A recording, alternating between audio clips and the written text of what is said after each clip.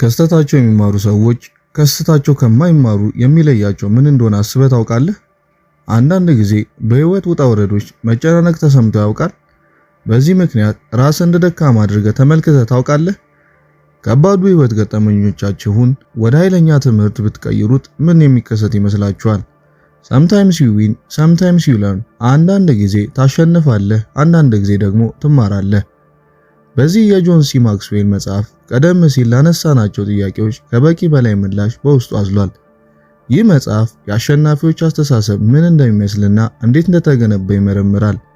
አሸናፊዎች እንዴት እንደሚያስቡ፣ ምን እንደሚሰማቸው እንዲሁም እንዴት እንደሚያከናውኑ። ይህ ብቻ ሳይሆን አንተም ይህን አስተሳሰብ በመረዳት ማንኛውንም ፈተና ራስ ለማሻሻል እድል አድርገን እንዴት መጠቀም እንደምትችል ይህ መጽሐፍ ክህሎት ይሰጣል። ምክንያትን ማወቅ find out your why። ይህንን ምዕራፍ በዚህ ምሳሌ ለመረዳት እንሞክር። አቤል ወላጅ አልባ ማዕከል ውስጥ ነው ያደገው። ሆኖም ግን ትልቅ ህልም አለው። በህልሙም ጎበዝ የእግር ኳስ ተጫዋች መሆን ነው። በዚህ ምክንያት ያለማቋረጥ ልምምድ ያደርጋል። እንደ አልኮልና ማጨስ ያሉ መጥፎ ልምዶችን ትቶ በስልጠናው ላይ ብቻ በማተኮር ህልሙን ለማሳካትና ወላጅ አልባና የተተወ ቢሆንም እንኳ እንደሱ ላሉ ሌሎች ስኬታማ ሆኖ ምሳሌ መሆን ይፈልጋል። ይህ ብቻ ሳይሆን የህይወቱን አሳዛኝ ታሪክ መፋቅና በስኬት ማስወገድ ይፈልጋል።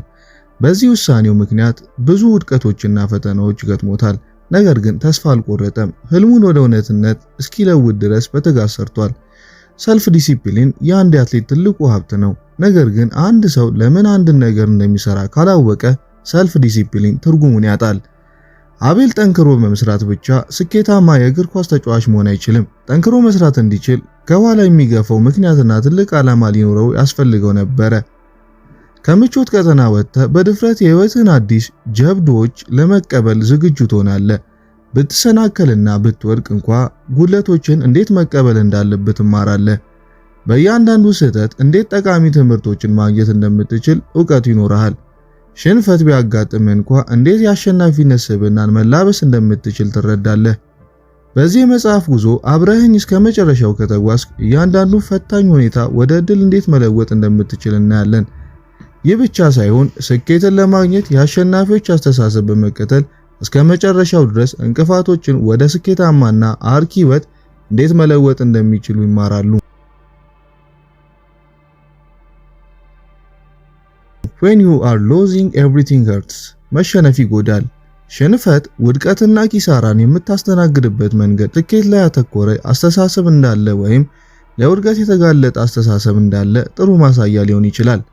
ብዙ ሰዎች ስለ ውድቀታቸው መነጋገር ሆነ ማውራት አይወዱም፣ ምክንያቱም ድክመቶቻቸውን የሚያጎላ ይመስላቸዋል። አንዳንድ ሰዎች በአዲስ ልምምዶች ውስጥ ስኬታማ ለመሆን እየጣሩ ነገር ግን በአእምሮ ለውድቀት የተዘጋጁ ናቸው። የፈሩት ውድቀት ሲገጥማቸው በፍጥነት ወደ ሌላ ነገር ይሸጋገራሉ። ስኬታማ ሰዎች ግን ለውድቀት ያላቸው እይታ ከአብዛኛው ሰው የተለየ ነው። ውድቀታቸውን በልዩ እይታ ይመለከታሉ። ቢወድቁ እንኳን አዲስ ነገር ይማራሉ እንጂ ውድቀት ብለው ውድቀታቸውን አይጠሩትም። በተቃራኒ ውድ ትምህርት በማለት ያሞካሹታል። እውነቱን ስንነጋገር ከስህተታችን የበለጠ እንማራለን። ብዙዎቻችን ውድቀትን ስናስብ ይከፋናል፣ ምክንያቱም ወድቀናል ማለት ከእንግዲህ መሻሻል አንችልም የሚል የተሳሳተ መረዳት ስላለን ነው። ይህ ብቻ ሳይሆን ብዙ ሰዎች ሽንፈትን አሉታዊ በሆነ መልኩ ይመለከቱታል። በአንድ ወቅት በአመራር መጽሔት ላይ የወጣ አንድ ጽሑፍ ማንበቤን አስታውሳለሁ። ጽሑፉ እንዲህ ይላል: ብዙ ሰዎች ያለማቋረጥ ስኬትን ይፈልጋሉ፣ ይከተላሉ፣ ነገር ግን ውድቀትን መታገስ አይችሉም። ውድቀትን መታገስ የማይችሉ ሰዎች በመጨረሻ የአልኮል ሱሰኛ ይሆናሉ ወይም በጭንቀት ውስጥ ይወድቃሉ። አለፍ ሲልም ራስን ማጥፋት የሚሞክሩትም ጊዜ አለ። ሁልጊዜ ማስታወስ ያለብን ነገር ቢኖር እኛ ሰዎች እንጂ ልዩ ፍጥረታት አለመሆናችንን ነው። ስለዚህ ውድቀት የህይወት አንድ ክፍል መሆኑን መቀበል ያስፈልጋል። ስህተት መስራት ፍጹም ያለመሆናችን አንዱ ምልክት ነው። ውድቀትን በትክክለኛው መንገድ ካላስተናገድን በፍርሃትና በማመንታት ወጥመድ ውስጥ ሊያስገባን ይችላል። ዋናው ቁልፍ ነገር ግን ለውድቀት ያለን እይታ ላይ ነው። ለውድቀት ያለን እይታ በአዎንታዊ ወይም ባሉታዊ መንገድ ተጽዕኖ ሊያሳድርብን ይችላል። ድክመቶች እንዲቆጣጠሩ ከፈቀድክ በሳጥን ውስጥ እንደታሰረ ሰው ምንም ማድረግ እንደማይችል ትሆናለህ። ነገር ግን ከክስተቶች ለመማር እና ለማሻሻል ከወሰንክ ውድቀትን ወደ ድሎች መለወጥ ትችላለህ። የዚህ መጽሐፍ ደራሲ ጆን ሲ ማክስዌል ብዙ ስህተቶችን በህይወቱ ሰርቷል። ከነዚህ መካከል አንድ የማይረሳው ስህተት በበርሚንግሃም አላባማ በሚገኝ ቤተክርስቲያን ንግግር ሲያደርግ አንድ ጓደኛው ክሪስ ሽጉጥ በስጦታ ሰጠው። ይህም ጆን በተለያዩ ቦታዎች ሲጓዝ ለደህንነቱ ሲል እንደሰጠው ጓደኛው ገለጸለት። ጆን በፍጹም ሽጉጥ አይወድም፣ ምክንያቱም የቤተክርስቲያን መምህር ነው። ነገር ግን ጓደኛውን ለማስደሰት ተቀበለው። ሽጉጡን ቦርሳው ውስጥ ካስቀመጠ በኋላ ለቀጣዮቹ ጥቂት ቀናት በግል አውሮፕላን ወደ ቤቱ በረረ። በስራ መደራረብ ምክንያትም በሻንጣው ውስጥ ያለውን ሽጉጥ ሙሉ በሙሉ ረሳው። በአየር መንገድ ፍተሻ ኬላ ላይ ሆኖ በድንገት ሽጉጡን አስታወሰ። ሽጉጥ እንደያዘም ለፈታሾቹ ገለጸ።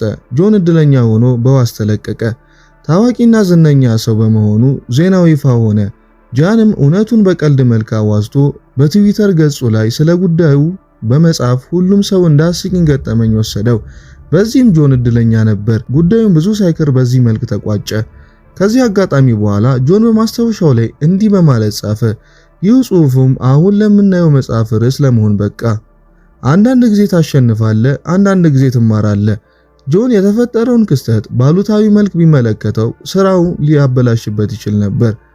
ነገር ግን ከስህተቱ መማርንና መርሳት ብሎም በስኬት ጎዳና ወደፊት መጓዝን መረጠ።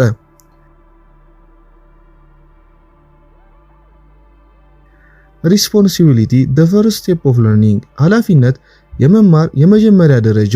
ሰዎች ብዙውን ጊዜ ሌሎች ለሰጧቸው ኃላፊነቶች ብቻ ተጠያቂዎች እንደሆኑ አድርገው ራሳቸውን ያስባሉ።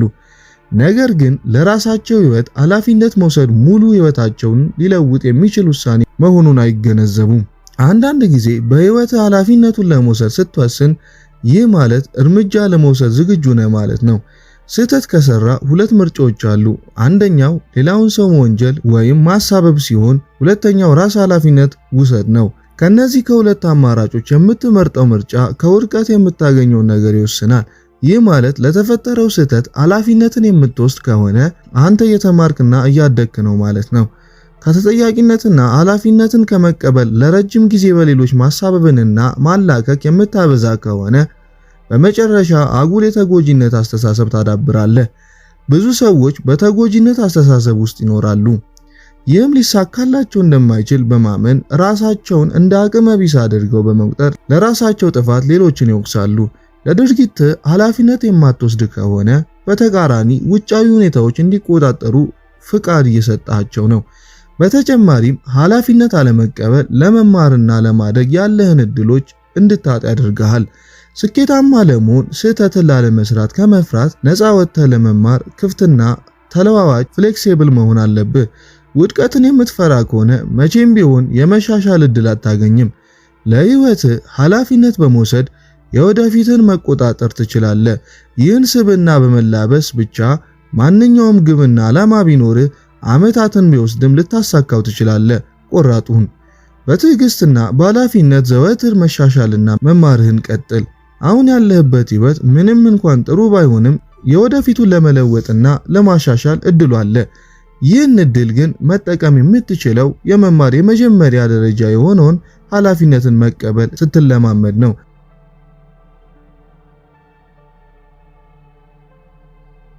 ኢምፕሩቭመንት the focus of learning መሻሻል የመማር ትኩረት። የመጀመሪያው እርምጃ ወደ መሻሻል የመማር ትኩረት በራስ ላይ መስራት ነው። ስኬትን ራስን ሳታሳድግና ማሻሻል ሳትጀምር ሊመጣ አይችልም። የምቾት ዞንን በመልቀቅ የተለየ ነገር መሞከር አዳዲስ ክህሎቶችን እንድታገኝና አዲስ ልምዶችን እንድታጎለብት ይረዳሃል። ይህ አደጋን መጋፈጥ ድፍረት ይሰጣል። ህይወትህን ለማሻሻል እያሰብክ ከሆነ ይህ በአንድ ጊዜ የሚሆን ጉዳይ አይደለም።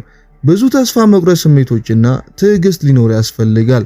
ብዙ ሰዎች ስኬታማ ለመሆን የማይበቁት እንዴት ስኬታማ መሆን እንደሚችሉ ስለማያውቁ ሳይሆን በቀላሉ ትኩረታቸውን ስለሚያጡ ነው። ፈጣንና ድንገተኛ የሆነ ጉልህ ለውጥ ይፈልጋሉ። ነገር ግን እውነተኛ መሻሻል የሚመጣው ትናንሽ ብለን ከምንንቃቸው ጥቃቅን ድርጊቶች ድምር ውጤት ነው።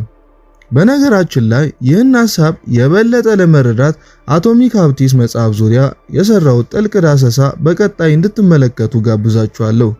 በዚህ መጽሐፍ ውስጥ እንዴት ጥቃቅን የምንላቸው ድርጊቶች አስደናቂ ውጤቶችን እንደሚያመጡ በቀላሉ እንድትገነዘቡ ይረዳችኋል። ወደ መጽሐፍ ስንመለስ ቀጣይነት ባለው መልክ ጥቃቅን እርምጃዎችን ማድረግ ጉልህ ለውጥ ለማምጣትና ለማሻሻል ቁልፍ መሆኑን ደራሲው ይገልጻል። በቅድሚያ መሻሻል የሚፈልጉትን የህይወት ክፍል ለይቶ ማወቅና ቁርጥ ውሳኔ ማድረግ፣ ቀጥሎም ዓላማን ለማሳካት ተግባራዊ እርምጃ መውሰድ። በየቀኑም ትኩረት ያደረክበትን ይህንን የህይወት ክፍል ማሻሻል ላይ መስራት። ተግባራዊ ለውጥ በህይወትህ ለማምጣት ጽኑ ፍላጎት ካለ ራስን ለማሻሻል ጠንክሮ መስራት ይኖርብሃል።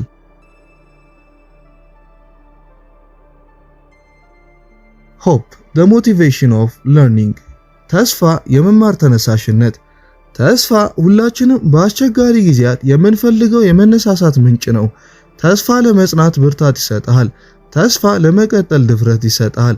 ተስፋ ከአቅምህ በላይ እንድትሄድ የሚገፋ ኃይልና ችግሮች እንድታሸንፍ ያግዛል። ያለ ተስፋ እቅድና ግብ የሚባሉ ነገሮች በጭራሽ አይኖሩም። ያለ ተስፋ ግቦችን ማውጣት ወይም የወደፊት እቅድ ማውጣት አይችሉም። አንድ ሰው ያለ ምግብ፣ ውሃ ወይም አየር ለተወሰነ ጊዜ ሊቆይ ይችላል። ነገር ግን ተስፋውን ከወሰዱ አንድ እርምጃ መራመድ አይችልም። ታዲያ በህይወቱ ውስጥ ተስፋን እንዴት ማቆየት እንደሚችሉ እንመልከት። ተስፋ ምርጫ ነው። አስተሳሰቦን ሲቀይሩ እና ከህይወቱ አዎንታዊ ውጤቶችን ሲጠብቁ ብዙ ድጋፍ ያገኛሉ። ጥሩ ነገርን ጠብቅ፣ ለመጥፎ ተዘጋጅ የሚለውን አባባል ሰምታችሁ ይሆናል። በምታደርገው ድርጊት ውስጥ ትናንሽ እንኳ ቢመስሉ ተጠራቅመው ወደ ትልቁ ግብ እንደሚጓዙ ተስፋ ልታደርግ ይገባል። ከስኬቱ በፊት እንደሚሳካልህና ወደ ግብ እንደምትደርስ ተስፋ ልታደርግና ልታምን ያስፈልጋል። በህይወትህ ተስፋን አጥብቀህ መያዝ ከቻልክ መሻሻል ትችላለህ። በየዕለቱ የምትሻሻል ከሆነ ስኬታማ የመሆንህ ጉዳይ ግልጽ ነው። ስኬታማ መሆን ስትችል ለህብረተሰቡ በጎ ነገርን ለማበርከትና ለሌሎች ማሪያና ምሳሌ በመሆን የተስፋ ነጸብራቅ ትሆናለህ።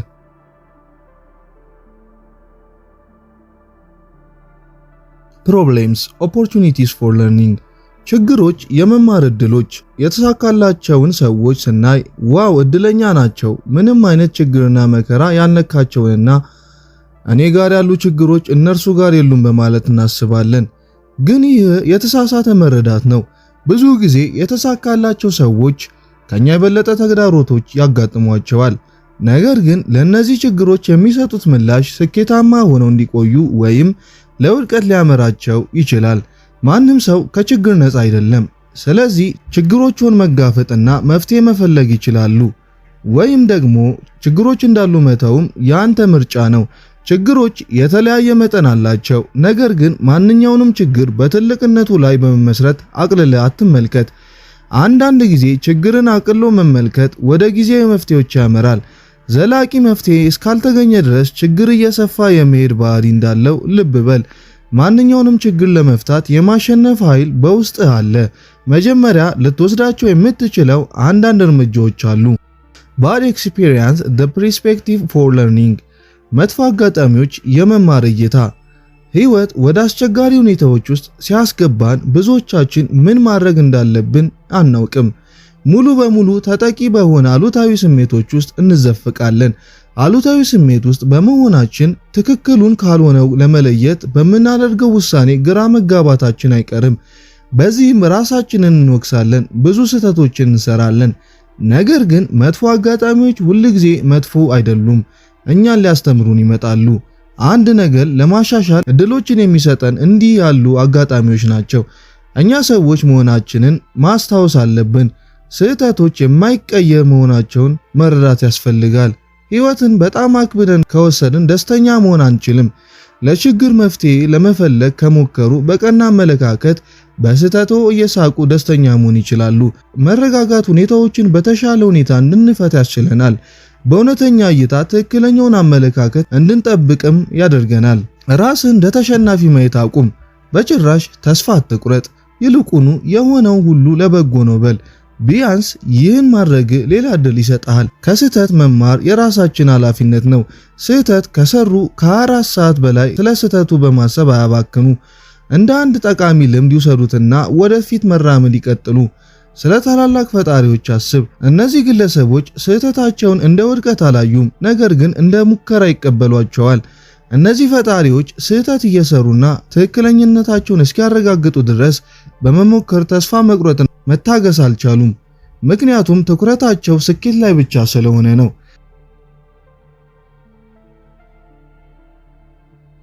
ህይወት ሁለት አይነት ሰዎች በውስጧ ይዛለች፣ ወድቀው የሚቀሩና ወድቀው የሚነሱ። ታዲያ ስትወድቅ የትኛውን ሰው መሆን ትፈልጋለህ? ወድቆ የሚቀረው ወይም ወድቆ መልሶ የሚነሳ? ለመማርና ለማሻሻል ከወሰንክ በሚቀጥለው ጊዜ ውድቀት ሲያጋጥም እንደሌላ የትምህርት ጊዜ ተመልከት። መጥፎ አጋጣሚዎችን ወደ ጥሩና መልካም መለወጥ ተማር። ጠንክረህ ከሰራ ህይወትህን እንደፈለክ መለወጥ ትችላለህ።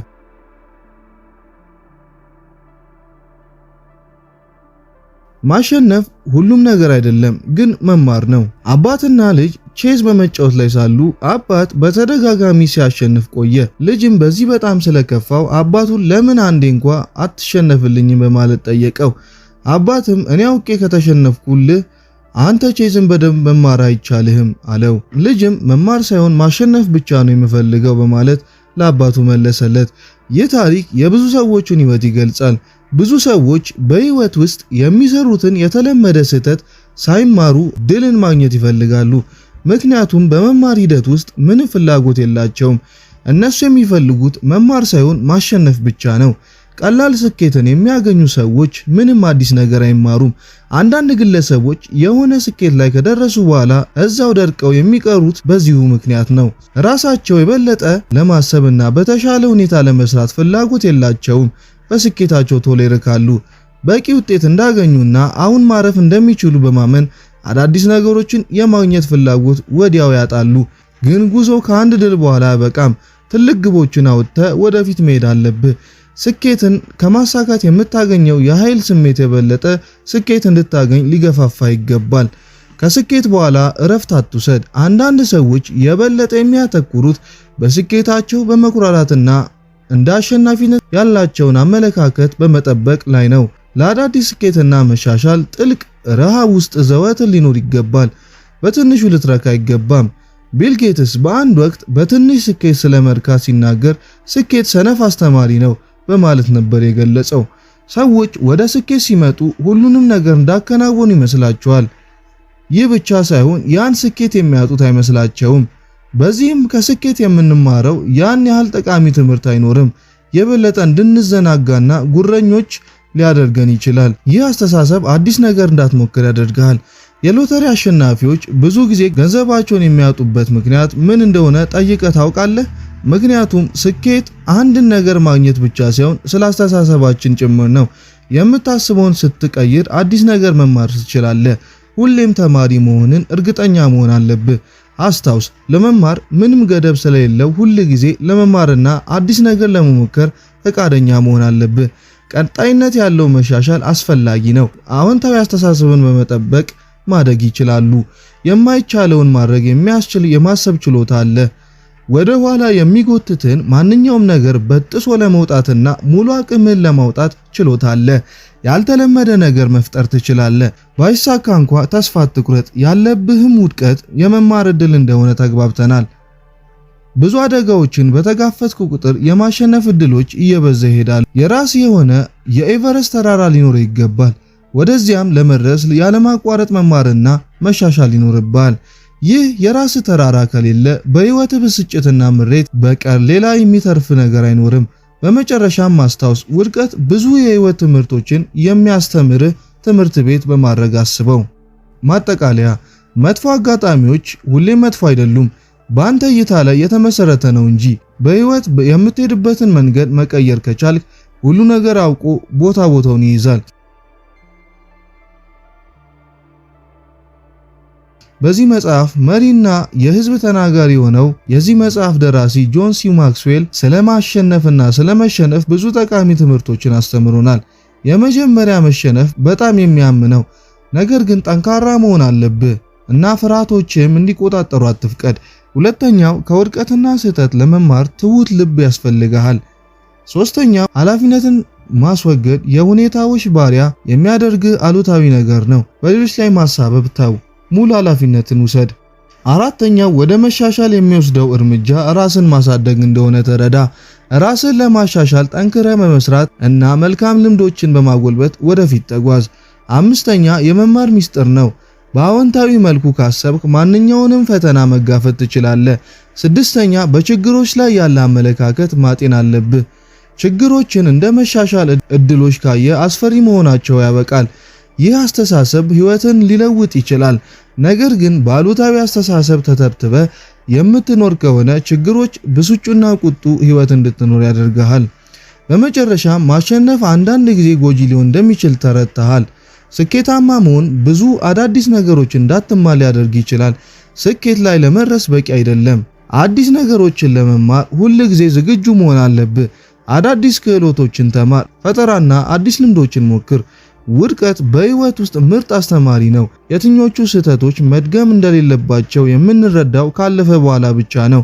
ስለሆነም በሚቀጥለው ጊዜ ውድቀት ሲያጋጥም ፈገግ በልና እንደገና ሞክር። በመጨረሻም ይህን ነጥብ ሁሌ በምታይበት ስፍራ ጽፈህ ለጥፈው። ከምንም ነገር በላይ ጠንካራ የሚያደርግ ችግርና መከራ ነው። ቸር ቆዩን።